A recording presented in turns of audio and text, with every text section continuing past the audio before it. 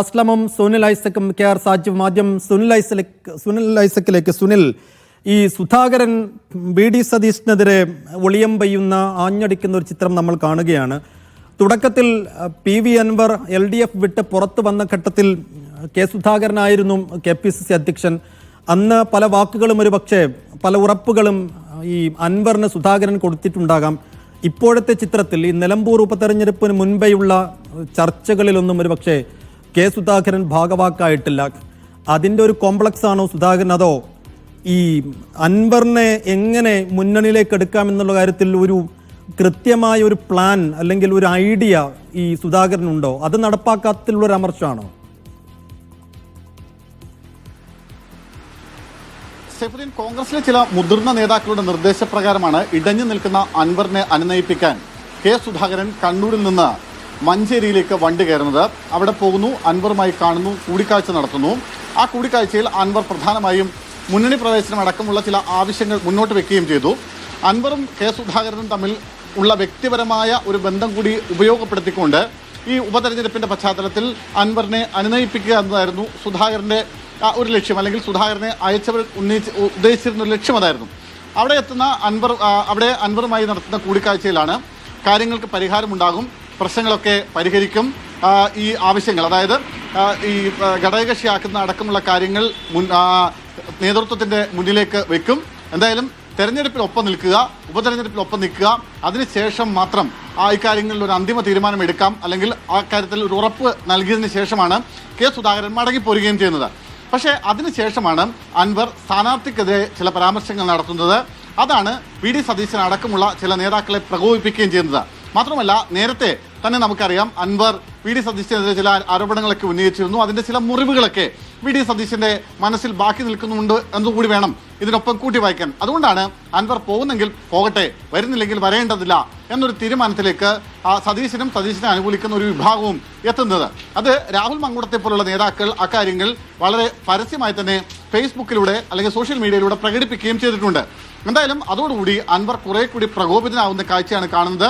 2 ദിവസത്തെ സാവകാശം നൽകുന്നു, അതല്ലെങ്കിൽ താൻ മത്സരിക്കാൻ വേണ്ടി ഇറങ്ങുന്നു, തൻ്റെ പാർട്ടി ഒറ്റയ്ക്ക് മത്സരിക്കുമെന്ന നിലപാടിലേക്കൊക്കെ കാര്യങ്ങൾ പോകുന്നു. അതായത് പ്രതിപക്ഷ നേതാവ് അടക്കമുള്ള ആളുകളുടെ ചില പരാമർശങ്ങൾ അൻവറിനെ പ്രകോപിപ്പിച്ചിട്ടുണ്ട് എന്നാണ് പൊതുവെ കോൺഗ്രസിലെ മറ്റൊരു വിഭാഗം നേതാക്കളുടെ പൊതുവായ വിലയിരുത്തൽ.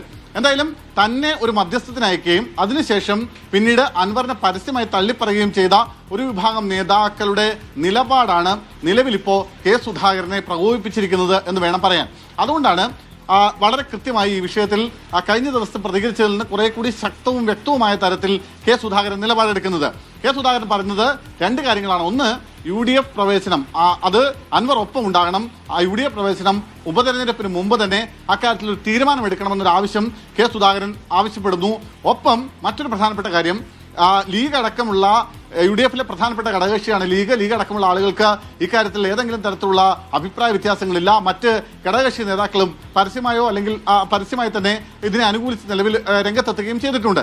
സ്വാഭാവികമായും അതുകൊണ്ട് തന്നെ ഈ മുന്നണി പ്രവേശനത്തിന് മറ്റ് തടസ്സങ്ങളൊന്നുമില്ല എന്നൊരു നിലപാടാണ് കെ സുധാകരനുള്ളത്. എന്നാൽ ഇക്കാര്യത്തിൽ ഒരു കടുംപിടുത്തമെടുക്കുന്ന VD സതീശന്റെ നിലപാടിനെ ഏറെക്കുറെ ഭംഗ്യന്ത്രേണയെങ്കിലും വാക്കുകൾക്കിടയിലൂടെയെങ്കിലും കെ സുധാകരൻ തള്ളി പറയുകയും ചെയ്യുന്നുണ്ട്. അത്രമേൽ പരസ്യമായി VD സതീശൻ അദ്ദേഹം തള്ളി പറഞ്ഞില്ല. അദ്ദേഹം പറഞ്ഞത് VD സതീശൻ മാത്രമല്ല ഇക്കാര്യത്തിൽ ഒരു അവസാന തീരുമാനം എടുക്കേണ്ടത്, അത് ചർച്ച ചെയ്യേണ്ടതുണ്ട്, പാർട്ടിക്കുള്ളിൽ ചർച്ച ചെയ്യേണ്ട വിഷയമാണ്. അങ്ങനെ ചർച്ച ചെയ്ത് വേണം ഇക്കാര്യത്തിൽ ഒരു തീരുമാനത്തിലേക്ക് പോവാൻ. സതീശൻ ഒറ്റയ്ക്കല്ല ഇങ്ങനെ ഒരു നിലപാട് എടുക്കേണ്ടത് എന്ന കാര്യമാണ് കെ സുധാകരൻ പറയുന്നത്. അതായത് ഈ അൻവർ വിഷയത്തിൽ ചില പരസ്യ പ്രസ്താവനകൾ നടത്തിയ, അല്ലെങ്കിൽ അൻവറിനെ പ്രകോപിപ്പിക്കുന്ന തരത്തിൽ ചില പ്രസ്താവനകൾ നടത്തിയ ചില നേതാക്കൾക്കെതിരെ ഉള്ള ഒരു അതിൽ എതിർപ്പുണ്ട് കെ സുധാകരന്. അതാണ് കൃത്യമായി അദ്ദേഹം പ്രകടിപ്പിക്കുന്നതെന്ന് വേണം ഈ ഘട്ടത്തിൽ പറയാൻ. ഒപ്പം ഈ നിലമ്പൂർ ഉപതെരഞ്ഞെടുപ്പ് എന്ന് പറയുന്നത് ഏറ്റവും നിർണായകമായ ഒരു ഉപതെരഞ്ഞെടുപ്പാണ്. സ്വാഭാവികമായും ആ ഉപതെരഞ്ഞെടുപ്പിൽ വിജയിക്കുക എന്നതാണ് ഏറ്റവും അത്യാവശ്യമായ കാര്യം.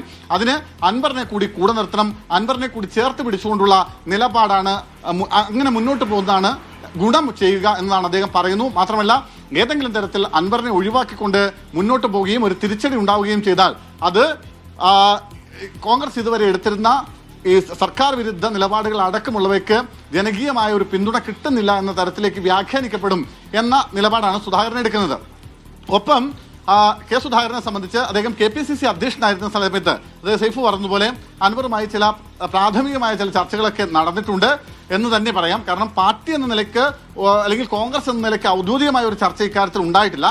പക്ഷേ കെ സുധാകരൻ എന്ന നിലയ്ക്ക് അദ്ദേഹം മുൻപ് KPCC അധ്യക്ഷനായിരിക്കുന്ന സമയത്ത് അൻവർ ഒരു കത്ത് നൽകിയിട്ടുണ്ട് UDF എടുക്കണമെന്നത് സംബന്ധിച്ച്. അത്തരം കാര്യങ്ങളുമായി ബന്ധപ്പെട്ട അനുഭാവപൂർവമായ ഒരു നിലപാട് സ്വീകരിച്ചു വന്ന ആളാണ് കെ സുധാകരൻ. അതുകൊണ്ട് തന്നെയാണ് സുധാകരൻ പറയുന്നത് ഈ ഉപതെരഞ്ഞെടുപ്പ് വളരെ നിർണായകമാണ്, ഏറ്റവും പ്രധാനപ്പെട്ട ഒരു തെരഞ്ഞെടുപ്പാണ്. ആ തെരഞ്ഞെടുപ്പിൽ അൻവറിനെ പിണക്കിക്കൊണ്ട് മുന്നോട്ട് പോകുന്നത് നല്ലതാവില്ല, ഗുണം ചെയ്യില്ല എന്ന നിലപാടാണ് ഈ വിഷയത്തിൽ കെ സുധാകരനുള്ളത്.